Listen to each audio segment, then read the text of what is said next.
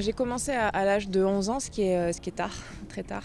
J'avais quand même une famille qui était sportive, un grand-père qui était international de foot, donc il y avait quand même quelques gènes, on va dire. Et c'est qu'après avoir eu le bac, que j'ai commencé à ne faire que du tennis. Et ça a pris du temps, évidemment, avant d'arriver sur le circuit, tout simplement. Souvent, on pense qu'il n'y a qu'un seul chemin. Et en fait, c'est pas le cas. L'important, c'est d'avoir envie d'y croire. Et c'est un bon message, je pense, à faire passer que c'est possible de le faire autrement. Donc, j'ai été 5e française, 34e classement mondial à mon meilleur niveau.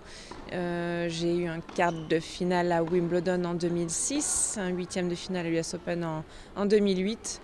J'ai été sélectionnée 5 fois en équipe de France. Le tennis féminin a d'autres atouts, c'est juste pas comparable. On peut évidemment pas lutter en termes de puissance, de vitesse de balle, de service avec les garçons.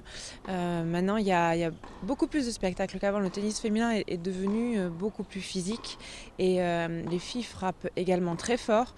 Le public apprécie le fait qu'il y ait aussi plus d'échanges, plus de palettes de jeux et finalement ça devient aussi spectaculaire que les garçons maintenant. Il y a une volonté, c'est vrai, d'aller vers la parité.